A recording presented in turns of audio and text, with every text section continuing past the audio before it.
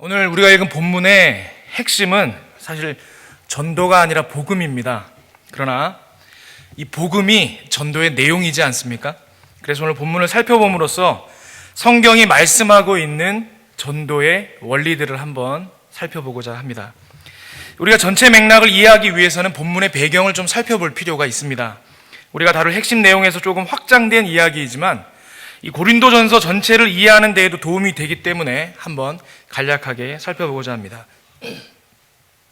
사도행전 18장을 보면 이 사도 바울이 18개월을 머물며 복음을 전했다 기록하고 있습니다.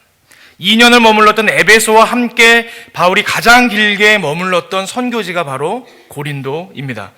또한 고린도에 머무는 동안 로마에서 건너온 이 신실한 부부 아굴라와 브리스길라가 함께 동역했습니다. 그리고 또 나중에는 마게도냐로 선교를 갔던 실라와 디모데까지 합류했기 때문에 바울은 이곳 고린도에서 힘있게 사역할 수 있었습니다. 그러다 이 고린도 사역을 마치고 에베소로 떠나서 거기서 복음 전도 사역을 하고 있을 때 바울은 이 고린도에서 찾아온 몇몇 성도들을 통해서 이 고린도 교회가 겪고 있는 안타까운 문제의 소식들을 접하게 됩니다. 그리고 그에 대한 바울의 응답이 우리가 읽은 고린도 전서입니다. 그런데 이런 저작 배경으로 인해서 이 고린도 전서는 굉장히 실제적인 내용으로 채워져 있습니다. 아무래도 고린도 성도들이 삶의 자리에서 겪는 직접적인 문제들을 다루다 보니까 어떤 면에서 바울 서신 중에 가장 실제적인 책이다, 그렇게 볼 수 있습니다.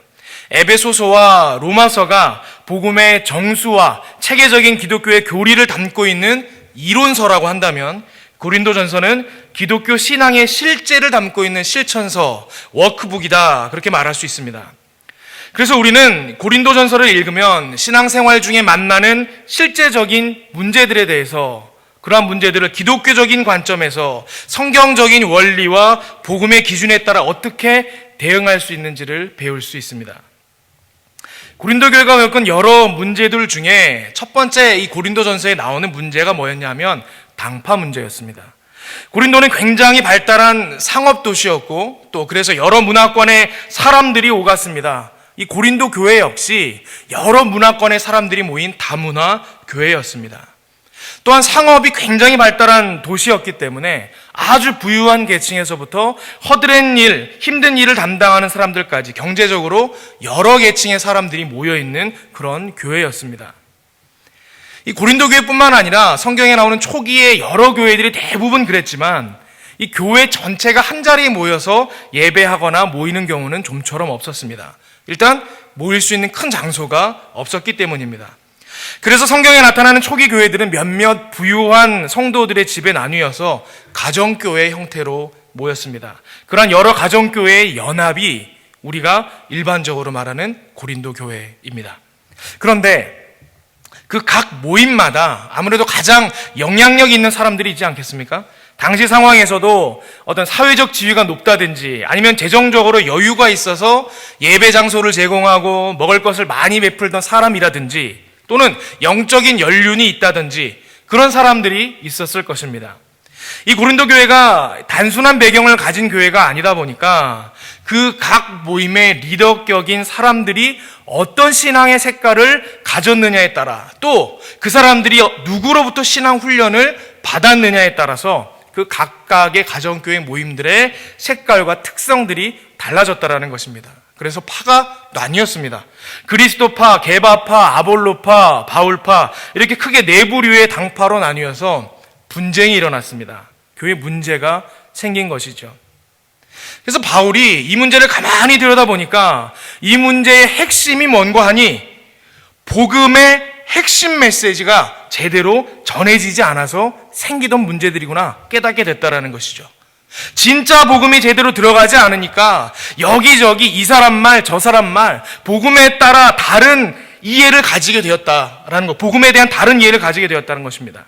그래서 바울은 이 고린도전서 서두에 모든 믿는 사람을 구원하시는 그리스도와 또한 그분의 십자가를 다시 힘있게 전하고 있는 것입니다. 이것이 오늘 우리가 함께 읽은 본문의 배경입니다. 그러면 다시 오늘 설교의 핵심인 전도로 돌아가 보겠습니다. 오늘 설교의 제목이 전도의 원리 아닙니까? 성경이 전도에 대하여 뭐라고 말씀하고 있는지 그 원리들을 한번 함께 살펴보겠습니다. 오늘 말씀을 통하여 전도의 성경적 원리를 마음에 새기고 다시금 전도의 열정이 일어나는 은혜가 있기를 바랍니다. 첫 번째 전도의 원리 한번 따라했으면 좋겠습니다. 전해야 들립니다.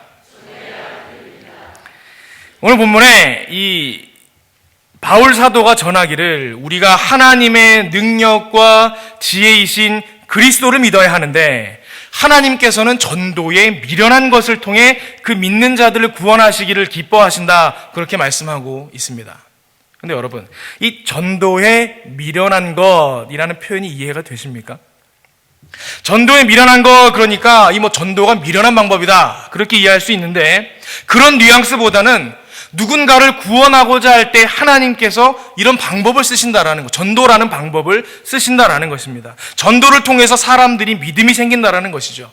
다시 말해서 누가 와서 예수 믿으라고 말해줘야 믿는다는 것입니다. 오늘 바울이 전도에 미련한 것이라고 표현한 첫 번째 이유는 전도의 방법적인 측면에 있습니다. 여러분, 전도, 이건 뭐하고 반대말이냐면 득도와 반대말입니다. 세상에서의 모든 사람들은 뭐라고 그러죠? 내가 스스로 깨우쳐가지고 도를 알게 되었다. 모든 이방 종교가 여러분 그런 거 아닙니까? 자기가 뭘 깊이 궁구하고 묵상하고 그런 사람들이 대체로 뭔가를 깨우치잖아요. 그러니까 득도에는 그 배경, 그 베이스에 뭐가 있죠? 인간의 가능성. 인간은 스스로 깨우칠 수 있는 존재다. 그런 인간의 가능성이 있다라는 것입니다. 그런데 성경이 말하는 전도에 미련한 것이란 그건 무엇입니까? 인간은 득도하는 존재가 아니라는 것입니다. 하나도 모른다는 것입니다. 하나도. 그래서 하나님께서 인간에게 말씀해 주셔야 됩니다. 그걸 어려운 말로 계시라고 하죠. 하나님이 스스로 우리에게 보여주셔야지만 우리가 알 수 있다라는 것입니다. 그러니까 이 하나님의 계시하고 똑같은 형식의 인간의 방법이 뭐죠? 인간적인 방법이 뭐죠? 그게 전도입니다. 인간은 전도해야 깨닫는다라는 거예요. 여러분, 죽음 이후에 천국과 지옥이 있습니다. 오직 예수 그리스도 외에는 다른 구원의 길은 없습니다 하고 알려줘야 깨닫는 거지 스스로 득도하는 사람은 없다라는 것입니다. 여러분, 그래서 전해줘야 됩니다. 로마서 10장 17절에 그러죠. 믿음은 들음에서 나며, 여러분, 들음에서 납니다. 또 로마서 10장 12절 14절에 뭐라고 합니까? 누구든지 주의 이름을 부르는 자는 구원을 받으리라. 그런즉 그들이 믿지 아니하는 일을 어찌 부르리요? 듣지도 못한 일을 어찌 믿으리요? 전하는 자가 없이 어찌 들으리요? 그랬습니다. 여러분, 전해야 됩니다. 이것이 기독교적인 방법이다라는 것입니다. 여러분, 그래서 공산국가에 가면요, 지금도 그러죠, 전도의 자유가 없습니다. 왜 그러냐면 안 믿을 자유가 있기 때문에. 그들 논리가 그래요. 이것은 기독교적인 것을 막기 위함입니다. 악한 마귀 사탄의 계략이라는 거예요. 여러분, 전도하지 말라고 합니다. 중국도 그렇고. 여러분, 전도하지 못하게 합니다. 그러면서도 뭐라 그러냐? 믿음은 용인한대요. 우리도 신앙의 자유는 있는 국가다, 이렇게 얘기를 합니다. 근데 무엇을 막는다고요? 전도는 막는다고요. 이 기독교적인 복음의 확장되는 원리를 막고 있는 것입니다. 득도의 가능성만 열어놓은 거죠. 좀 과하게 얘기하면 다 망하고 죽자라는 얘기입니다. 여러분, 인간은 득도할 수 있는 존재가 못 됩니다. 그렇죠? 하나님 말씀 어떻게 혼자 묵상하고 알 수 있습니까? 전해야 합니다. 전해야 된다라는 거. 그래서 하나님의 교회가 가장 왕성하게 일어날 때가 언제인가 하면 이 하나님의 말씀을 신실하게 전할 때입니다. 들음을 통해서 믿음이 생겨나기 때문입니다. 근데 여러분, 사실 이 사람들은요, 자기 스스로 자기의 진짜 필요를 알지 못합니다. 20세기 초에 한 일화가 있어요. 미국에서 이런 일이 있었습니다. 그 자동차 왕이라고 불렸던 사람이 있죠. 헨리 포드라는 분이 계셔요. 근데 이분이 길을 가고 있는데 어떤 사람이 자동차가 고장이 나가지고 이렇게 뚜껑을 열어놓고 세워놓고 있는 거예요. 봤더니 혼자서 해결을 못 해가지고 왔다 갔다 하는 사람들이 다 와가지고 이렇게 들여다보고 있는 거예요. 아무도 해결을 못 하고 있어요.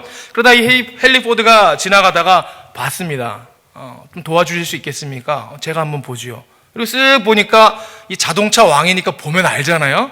이렇게 보고 나사가 풀어진 것 몇 개 좀 감아주고 헐거워진 부위를 망치로 몇 번 쳐주더라는 것입니다. 근데 미국은요, 지나가다가 누가 도와줘도 이 대가를 지불하는 문화가 있어요. 이 도움받은 분이 그렇게 이야기를 하는 거예요. 제가 좀 이 수리비를 드리고 싶은데 얼마를 드리면 되겠습니까? 그랬더니 헨리 포드가 100불을 달라 이렇게 얘기를 한 거예요. 지금도 100불이면 작은 돈이 아닌데 이 20세기 초였으니까 얼마나 당황스러워요. 아무리 이분이 선의로 도와주고 내가 어려움에서 났다고 하더라도 이게 당황스러우니까 이 불만이 있어서 불만을 얘기를 했습니다. 아니 그럴 수 있습니까? 나사 몇 개 조여주고 망치질 몇 번 했는데 100달러면 너무 비싼 것 아닙니까? 그러니까 이 헨리 포드가 그러면 제가 고쳐주겠습니다 하더니 자기 청구서에다 이렇게 적어주더래요. 딱 적어주더니 나사로 조이고 망치로 때려준 거 1달러, 그리고 어디를 조이고 어디를 때려야 하는지 가르쳐준 값 99달러, 그래서 합이 100달러 이렇게 했다라는 거예요. 여러분 사실 그렇죠. 때리는 게 중요한 게 아니고 어디를 때려야 할지를 아는 지식, 여러분 그게 중요합니다. 여러분 이 정도면 99달러 가치 있지 않습니까? 근데 우리 인생도 마찬가지라는 거예요. 여러분 우리 몸만 봐도 그렇습니다. 사람들은요, 자기가 실제로 어디가 아픈지를 잘 모릅니다. 이 의학사를 보니까 그런 얘기가 있어요. 18세기 이전까지는 의사가 환자를 진료할 때에 오직 환자의 말에만 의존했다라는 거예요. 이 사람이 어디 아프다 그러면 거기가 아픈가 보다, 여기가 아프다 그러면 여기가 아픈가 보다, 그랬다라는 것입니다. 그러다가 이 오스트리아 빈이라는 도시에서 아우엔부르거라는 사람이 처음으로 의사가 주도적으로 진단할 수 있는 타진법이라는 진료법을 개발해냅니다. 말 그대로 두드려서 어디가 아픈지를 알아내는 방법입니다. 근데 아우엔부르거라는 사람의 아버지가 술집을 하는 분이었어요. 술집 아들이었습니다. 근데 아버지가 보니까 집안에 이 포도주 통을 이 지하에서부터 많이 보관하고 있는데 아버지가 그 포도주의 상태를 알아보는 방법을 보니까 통을 두드려 보시더라는 거예요. 통을 탕탕탕 두드려 보면 포도주가 얼마나 남았구나, 얼마나 익었구나, 이건 너무 오래됐구나, 포도주 통을 두드려 보니까 알게 되더라는 거예요. 포도주의 상태를 알더라는 것입니다. 우리도 자동차 정비하시는 분들 보면 이 아주 고수들은요, 스패너 같은 걸로 땅땅 두들겨 보면 아시는 분들이 있지요. 어디가 망가진지 금방 아시는 분들이 있다라는 거예요. 이게 바로 타진법입니다. 근데 폐질환 같은 경우에는요, 오늘날에도 타진법을 쓴다고 합니다. 이 의사들이 두드려 보면, 가슴 같은 데를 두드려 보면, 등을 두드려 보면 안다라는 거예요. 폐에 문제가 있다라는 것들을. 그러다가 나중에는 이 르네 라이네크라는 사람이 청진기를 개발했습니다. 이 청진기가 개발되니까 이제 말도 할 필요가 없죠. 그냥 가슴 올리고 난 다음에 소리를 이렇게 들어보면 돼요. 어디가 아프군요. 진단하는 방법들이 생겨났다라는 것입니다. 얼마 전까지만 해도 시력 검사를 하러 가보면 여러분 어떻게 했죠? 이렇게 숟가락 같은 거 눈에 가리고 앞에 있는 판에 있는 거 읽고 그러지 않았습니까? 근데 요즘은요, 이 안경 쓰신 분들은 아실 거예요. 안경점 가면 그런 거 하는 데도 있지만 대부분 어떻게 하죠? 물어보고 할 것도 없어요. 기계에다 대면 그냥 시력이 나온다라는 거예요. 말할 필요도 없이. 그게 뭐죠? 의사가 환자의 말에 의존하지 않고 능동적으로 치료하는 방법, 이런 게 생겨났다는 것입니다. 놀라운 발전입니다. 여러분 이게 굉장히 중요한 거겠죠. 저는 이런 방법이 우리 복음에도 그대로 적용된다 그렇게 생각합니다. 성경에 뭐라고 그랬습니까? 의인은 없나니 하나도 없다. 여러분 죄라는 문제를 보면 우리는 다 영적인 환자들입니다. 그런데 가서 물어보면요, 뭐라고 그러느냐? 당신의 운명이 어떻습니까? 그러면 죽을 수밖에 없는 죄인들이 뭐라 그러냐? 자기는 아무 문제 없대요. 당신은 어떻습니까? 그러면 행복하대요.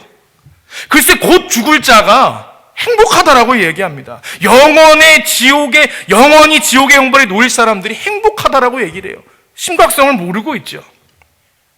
그래서 우리 믿음의 사람들이 복음의 청진기를 갖다 대고 복음의 타진법을 가지고 들이대고 알려줘야 된다는 거예요. 알려주고 고쳐야 될 사명이 우리에게 있습니다. 이게 복음을 가지고 있는 사람들의 사명이라는 것입니다.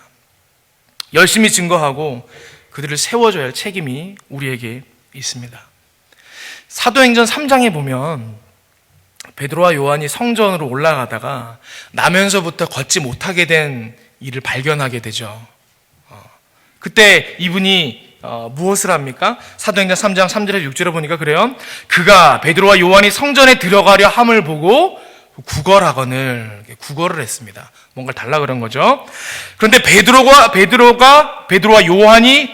요한과 더불어 주목하여 이르되 우리를 보라 하니 그가 그들에게서 무엇을 얻을까 하여 바라보거늘, 이렇게 이야기가 나옵니다. 여러분이 나면서부터 앉아있는, 한 번도 걸어보지 못한 이 사람이 가장 원하는 게 뭐였을까요? 가장 필요로 한 게 뭐죠? 성전 왔다 갔다 하는 사람들이 주는 동전 몇 입입니까? 진짜 원하는 게 뭐죠? 일어나서 걷는 거죠. 우리는 알잖아요. 성경을 봤으니까. 근데 이 사람이 본인의 필요를 알았어요? 몰랐어요? 모른 거예요. 본인이 일어나야 된다는 사실을 평생 그러고 살았기 때문에 모른 거예요. 그래서 베드로와 요한이 지나갈 때 뭘 달라고 했냐? 돈 좀 있으면 주세요. 구걸했다라는 거예요. 근데 4절에 보니까요, 이 베드로와 요한은 달라요. 베드로가 요한과 더불어 어떻게 했느냐? 주목하여 이르되, 그 나면서부터 걷지 못한 이를 주목하여 봤다라는 거예요. 영적인 눈으로 바라보았다라는 거예요. 영적인 청지기로 진단해 보았다라는 거예요. 그랬더니 그 사람의 필요가 보였겠죠. 그래서 뭐라고 얘기합니까? 그 사람은 동전을 달라고 말하지만 베드로가 이르되 은과 금, 당신이 원하는 은과 금은 내게 없거니와 내게 있는 이것을 내게 주노니 나사렛 예수 그리스도의 이름으로 일어나 걸으라 하고.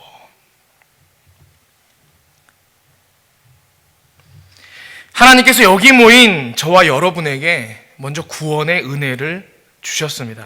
그리고 그 구원의 은혜를 주시면서 동시에 복음의 청진기와 전도의 사명 또한 허락하셨습니다. 세상 사람들은 자신의 영적인 필요를 모릅니다. 우리가 가서 전해야 합니다.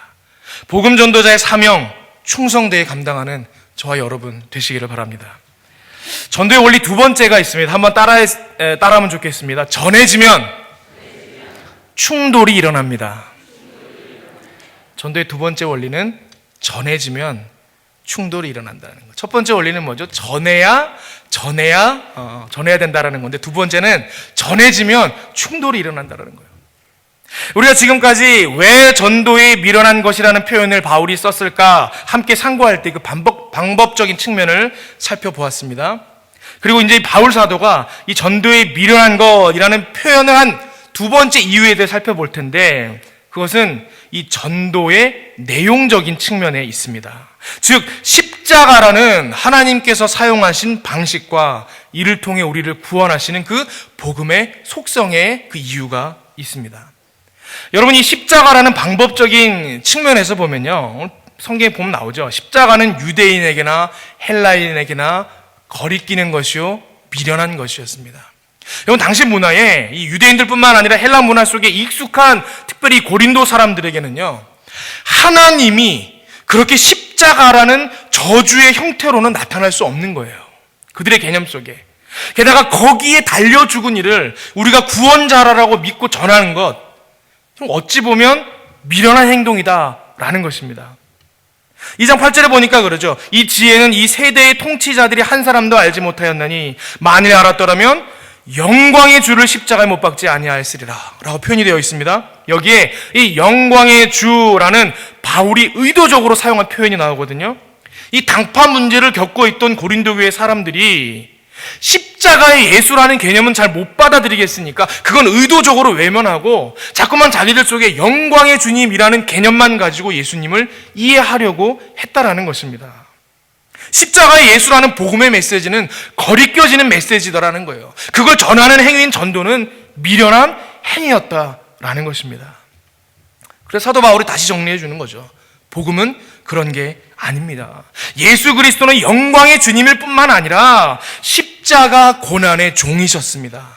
이렇게 제대로 된 온전한 복음을 증거함으로 이 고린도 교회의 당파 문제를 해결하고자 했다라는 것입니다. 오늘날 우리가 이 복음을 전하고자 할 때에 우리는 온전한 복음이 전해지지 못해서 생겨난 이 고린도 교회의 어려움을 기억해야 합니다. 여러분, 온전한 복음, 진짜 복음으로 그리스도를 증거하는 저와 여러분들 되시기를 바랍니다. 고린도 교회의 성도들에게 이 십자가의 문제가 꺼려지는 것이었다라면 오늘날을 살아가고 있는 현대인들에게는 이 복음의 메시지 자체가 꺼리는 것, 다시 말해 미련한 것이 됩니다. 그래서 이 전도의 중요한 원리 두 번째가 뭐냐면 복음을 증거하면 반드시 충돌이 일어난다라는 거예요. 마틴 루이드 존스라는 분이 이런 얘기를 했어요. 우리가 십자가의 복음을, 진짜 십자가의 복음을 증거하면 사람들의 반응은 둘 중에 하나밖에 안 나온다라는 거예요. 분노하든지 아니면 회개하든지. 만약에 분노도 없고 회개도 없다 그러면 그건 두리뭉실한 가짜 복음을 증거하고 있는 거다. 마틴 루이드 존스가 그런 이야기를 했습니다. 여러분, 진짜 복음의 내용을 들으면 사람들의 반응이 둘 중에 하나밖에 없다라는 거예요. 복음 앞에 고꾸러지고 순복하든지 아니면 그런 게 어딨냐, 분노하든지. 저는 고등학교 시절에 제 친구들하고 지낼 때 특이한 경험을 했습니다. 제가 친구들하고 관계가 좋았거든요. 아주 잘 지냈어요. 친구들이 제가 신앙생활하는 것을 많이 존중해주고 또 교회에서 행사한다고 초대하면 그냥 반 전체가 다 오고 할 정도로 친구들과 관계가 좋았습니다. 그런데 그렇게 관계가 좋고 제가 신앙생활 하는 것에 대해서도 아이들이 적극 지지해 주던 친구들인데 유독 이 복음의 내용적인 측면의 얘기만 들어가면 자꾸만 충돌이 일어나는 거예요. 이 믿음 밖에 있는 사람들은 복음을 이해하는데 너무 어려움이 있습니다. 왜냐? 어떤 부분이 어렵냐면 그래요. 이 복음의 진짜 내용은 뭐죠? 인간의 가능성은 없잖아요. 우리가 할 수 있는 건 없잖아요. 죄의 문제를 우리가 해결할 수 없습니다. 오직 예수 그리스도 하나님의 구원의 능력으로만 우리가 구원받을 수 있습니다. 그게 복음의 내용인데 얘네들이 그러는 거예요. 야, 그럼 나는 착한 일 아무리 많이 하고 평생 어려운 사람 많이 도와주고 살아도 예수 못 믿으면, 예수 안 믿으면 지옥 가는 거야? 뭐라 그래야 되죠? 그래, 너 지옥 가. 그럼 뭐야? 나는 무가치한 거네? 내 선행은 무가치한 거네? 아무것도 아니니? 그게 뭐야? 분노하더라는 것입니다. 여러분, 복음을 증거하면, 진짜 복음을 증거하면요, 충돌이 일어납니다. 그런데 증거하지 않으면 평화가 있죠. 근데 그 평화는 뭐예요? 가짜 평화. 조용히 있다가 다 망하는 평화니까.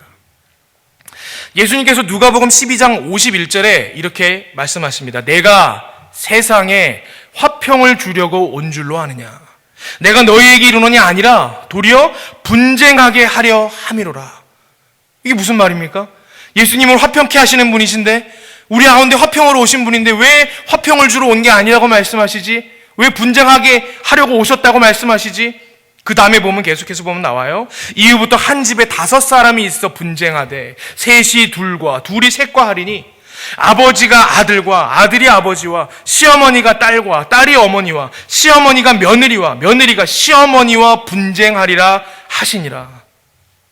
여러분, 명절 지내면서 경험들을 하셨을 거예요. 믿지 않는 신앙인의 가정, 믿지 않는 가정에서 홀로 신앙인으로 생활하시는 분들, 이런 경험 하시지 않으셨습니까? 가서 복음 증거하면 어떤 일이 일어납니까? 가족 가운데 분쟁이 일어나요.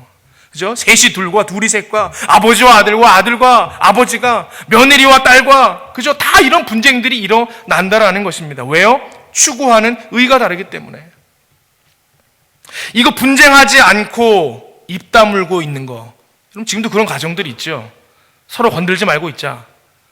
그럼 이게 뭐죠? 망하지 않은 평화, 망하지 않은 평화라는 것입니다. 조금 과격하게 말해서 죄송한데, 여러분, 이게 뭐죠? 그렇게 그냥 조용히 살다가 죽으라는 얘기 아닙니까? 지옥 가라는 얘기 아니에요? 예수님께서 말씀하신 게 무엇입니까? 인간에게 참된 복음을 증거하면 분쟁이 일어나는데, 그 분쟁은 어떤 분쟁이냐? 살아나는 분쟁이다. 그렇게 이야기하고 계신 거예요. 내 속에 암덩이가 썩고 있어요. 그러면 피상적으로 빨간 약 발라주면서 아, 좋은 게 좋은 거야. 여러분, 그러면 죽는 거 아닙니까? 그거 고치기 위해서는 어떻게 해야 돼요? 분쟁해야 됩니다. 의사가 와가지고 메스로 찢고 잘라내고 항암 치료를 하고, 여러분, 싸워야 된다라는 거예요. 그래야 치유함을 받잖아요. 그런데 우리는 그러죠. 그런 거 평화를 깨는 거야. 왜 아프게 수술해? 그건 어리석은 거야. 미련한 거야.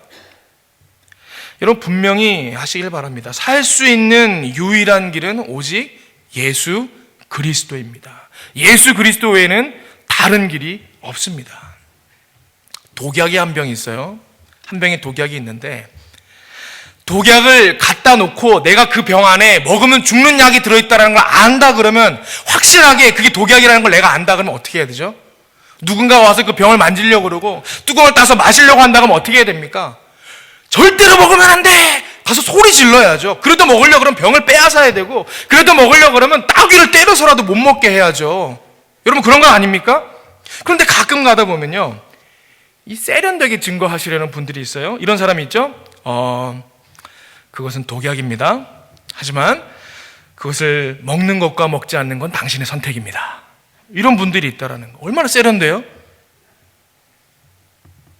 하지만 저는 솔직히 양심상 그렇게 말 못하겠습니다. 여러분 그렇지 않습니까? 이거 독약인데 당신이 선택해라. 여러분 선택할 게 뭐가 있겠어요? 먹으면 죽는데.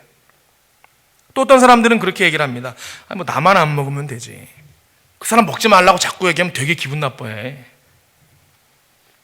여러분 그런 거 아니죠. 진짜 신앙의 양심을 가지고 있다 그러면 우리 가서 증거해야 합니다. 다시 한번 말씀드립니다. 여러분 진짜 복음이 증거되면요 반드시 분쟁이 일어납니다. 그러나 그럼에도 불구하고 복음은 증거되어야 함을 기억하시길 바랍니다. 충돌이 있고 분쟁이 있다고 해서 멈추어서는 안 됩니다. 복음 증거는 원래 충돌이 일어나게 되어 있다. 오늘 성경이 말씀하고 있는 거예요. 그게 당연한 거고 그게 전도의 원리다라는 것입니다. 그럼 비인격적으로 아무렇게나 막 증거하면 되느냐? 우리 이제 그런 질문이 생기죠. 우리가 거리에 가거나 이 대중교통이나 그런 데서 보면 무례하게 막 복음 증거하시는 분들 있잖아요. 그런 분들 만날 때 있지 않습니까? 저는 제가 목사인데도요, 그런 분들 보면 제가 불편해요, 마음이. 이 다른 분들은 근데 어떻게 했어요? 이 신앙 밖에 있는 분들은? 오히려 제 마음 가운데, 이거 저러다가 복음 증거에 장애가 되는 건 아닌가? 그런 마음이 들 때가 있습니다. 그래서 여기에 전도의 세 번째 원리가 있습니다. 전도의 원리 세 번째, 따라하겠습니다. 복음 증거는 준비된 사람을 통해 더 능력 있게 일어납니다. 우리가 전도할 때 대표적으로 인용하는 말씀이 있습니다. 이 사도행전 16장 31절 말씀이에요. 이르되 주 예수를 믿으라. 그리하면 너와 내 집이 구원을 받으리라. 유명한 말씀이잖아요. 우리는 이 말씀을 너무나 많은 곳에서 볼 수가 있어요. 어떤 집에 가보면 집에도 걸어뒀어요. 어떨 때는 전철에 가다 보면 전철 안에 광고지에도 있어요. 어떨 때는 길 가다가 벽보에도 있습니다. 심지어 어떨 때는 식당에 갔는데 식당에 주시는 나무젓가락에도 써 있어요. 이게 밥 먹으려고 나무젓가락을 뜯으려고 그러면 주님의 말씀을 찢으면 안 되는데 막 이런 마음이 들고, 여러분 그만큼 흔하게 있는 게 이 말씀입니다. 근데 사도행전 16장 이 말씀의 베이스가 되는 스토리를 보니까 사도 바울이 이 말씀을 딱 선포하는 거예요. 주 예수를 믿으라. 그러면 너와 내 집이 구원을 얻으리라. 그랬더니 어떤 일이 일어나죠? 그 바울과 실라를 가두었던 간수와 그 식구들이 그 말씀을 듣고 모두가 구원받는 놀라운 역사가 일어나지 않습니까? 말씀의 능력이 있더라는 거예요. 야, 이 말씀의 능력이 있구나. 근데 아쉽게도 오늘날 우리는 많은 경우에 이 바울이 했던 것과 같은 이 말씀을 아무리 외쳐도 아무 능력도 행해지지 못하는 것을 보게 됩니다. 지하철에서도 외치고 화장실에도 붙여있고 심지어 나무젓가락에도 써있고 어디든지 흩어있는데 이 말씀의 능력이 안 나타난다라는 거예요. 왜 그렇습니까? 하나님 말씀의 능력이 없어서 그렇습니까? 그건 아니겠죠. 굳이 이유를 찾자 그러면 뭐예요? 그 말씀이 증거되는 통로, 말씀을 전하는 사람이 문제가 있어서 그런 거겠죠. 제가 보니까 그래요. 답은 질문에 있는 것 같습니다. 질문. 바울과 실라는요, 질문을 받고 이 말씀을 증거했고, 이게 능력이 나타나지 못할 때를 보면 일방적으로 그냥 막 이 말씀을 외치더라는 거예요. 사도행전 본문을 잘 살펴보면 바울과 실라가 감옥에 들어갔을 때 둘이 뭘 했다라고 기록이 되어져 있습니까? 찬송을 했어요. 그래서 그때 다른 죄수들이 뭘 했다고 성경에 나오느냐면 그 소리를 듣더라 이렇게 나와요. 사도행전 16장 25절에 보니까 그래요. 한밤중에 바울과 실라가 기도하고 하나님을 찬송하며 죄수들이 듣더라 이렇게 돼 있어요. 당연히 들었겠죠. 찬송하는 소리가 나니까. 찬송하면 당연히 들리는 거 아닙니까? 근데 성경이 그걸 특별히 기록하고 있는 거예요. 죄수들이 듣더라. 무슨 말이냐? 뭔가 의도성을 가지고 들었다라는 거예요. 이거 뭐지? 우리가 그 정황을 한번 상상해 보면 충분히 이해가 될 수 있습니다. 여러분이 한번 감옥에 첫날에 들어갔다라고 한번 생각해 보세요. 우리 여기 다 그 경험이 없으실 것 같은데 저는 어떻게 길 가다가 호객행위 하시는 분하고 이렇게 그분의 오해를 풀어주는 사건 때문에 밤에 직결 심판하는 법원에 간 적이 있었어요. 증인으로. 그런 경험을 제가 해본 적이 있거든요. 가서 앉아 있는데 보니까 와, 이게 밤중에도 이렇게 많은 사람들이 직결 심판 때문에 법원에 오는구나. 그걸 처음 알게 됐어요. 근데 사람들이 전부 다 표정들이 막 불만에 가득한데 난 여기 올 사람이 아니라는 거예요. 억울함으로 가득 차 있습니다. 아직 재판을 받기 전인데도. 근데 여러분, 만약에 죄수로 판명받고 감옥에 들어갔다라고 생각해 보세요. 이 사람들 심정이 어떻죠? 대부분은 억울하죠. 분노하죠. 바알과 실러가 처음으로 감옥에 들어왔을 때 미리 들어와 있던 죄수들이 그렇게 기대했을 거예요. 오늘 또 신참이 들어왔구나. 오늘 밤 편히 자긴 글렀네. 한바탕 또 시끄럽겠네. 왜요? 신참들이 들어오면 대부분 어떻죠? 첫날 밤은 하소연하느라 끝나는 거예요. 나는 여기 들어올 사람이 아니야. 억울해. 소리 지르고 문을 두드리고 벽을 치고 심지어 자해를 하고 그런 일들이 매일 밤 일어나지 않겠습니까? 죄수들이 그걸 기대하고 있었을 텐데 이 바울과 실라가 들어왔는데 뭘 했다고 돼 있어요? 찬송하고 기도하고 하는 거예요. 이 뭐지? 이상한데? 죄수들이 다 귀 기울여 들었다라는 것입니다. 이상한 거예요. 죄수도 듣고 간수도 듣고 감옥에 있는 사람 다 들었겠죠. 마음 가운데 정말 궁금하다. 저 사람들 어떻게 된 사람들인데 저렇지? 내가 기회만 되면 가서 한번 물어보고 싶은데. 그러다가 땅이 흔들리고 옥문이 열렸습니다. 옥문이 다 열려버렸어요. 이제 죄수들은 다 도망가고 이 간수가 생각할 때 야, 이제 나는 죽었구나. 이 죄수들 다 도망갔으니까 나는 죽었다. 차라리 목숨을 끊자 자살하려고 하는 장면이 나오죠. 그런데 거기서 또 신기하게 이 두 사람이 나타납니다. 잠깐, 우리 안 도망갔어요. 그러니까 죽지 마세요. 또 신기하지 않습니까? 감옥의 죄수들이 감옥문이 열리면 다 도망가야 되는데 당연히 도망가니까 이 간수가 도망갔다고 생각하고 죽으려고 했겠죠. 근데 안 도망간 사람들이 있는 거예요. 이 사람들 뭐지? 그러고 반대 누구예요? 아까 이상한 행동했던 그 사람들인 거예요. 이렇게 온 거예요. 아니, 이 사람들의 정체는 뭐지? 모두가 절망하는 상황에서 감사가 나오고 찬송이 나오고 모든 사람이 다 도망가고도 남을 그 상황에서 한 줄기 빛같이 나타나는 이 사람들의 영혼은 도대체 어떤 것일까? 궁금증이 일어나지 않았겠습니까? 그래서 간수가 질문했죠. 16장 30절에 그들을 데리고 나가서 이르되 선생들이여, 내가 어떻게 하여야 구원을 받으리까? 그래서 그때 대답했던 거예요. 아무 때나 막 선포했던 게 아니고 바로 그 순간에 대답했다라는 것입니다. 이르되 주 예수를 믿으라. 그리하면 너와 내 집이 구원을 받으리라. 한 줄기 빛과 같은 말씀이었겠죠. 이 간수는 그동안 못 보았던 세계를 경험하게 된 것입니다.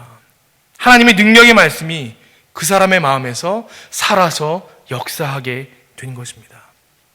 이 바울 일행의 전도 전략을 아시겠죠?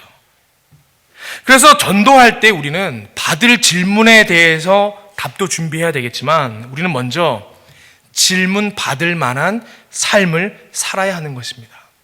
마태복음 5장 14절에 보니까 예수님께서 그렇게 얘기하세요. 믿는 사람들이 너희는 세상의 빛이라. 우리가 빛의 삶을 살아야 된다는 거예요. 근데 그러면서 말씀하시기를 산 위에 있는 동네가 숨겨지지 못할 것이요. 그렇겠죠? 아무리 산골짜기에 있어도 불이 켜져 있으면 멀리서 보고 알잖아요. 와, 저기 마을이 있구나. 근데 15절에 보면 또 이렇게 얘기해요. 사람이 등불을 켜서 말 아래 두지 아니하고 등경 위에 두나니 이러므로 집안 모든 사람에게 비치느니라. 갑자기 맥락이 끊어지지 않습니까? 멀리서 산을 바라보는 장면이었는데 갑자기 집 안으로 들어와가지고 사람이 등불을 켜서 말 아래 안 두고 등경 위에 둔다. 예수님 이런 말씀을 하시는 거예요. 무슨 말씀이냐? 우리가 집에서 불을 켤 때에 화장실 들어가서 불을 켰으면 용물을 다 보고 나오면 어떻게 하죠? 불을 끕니다.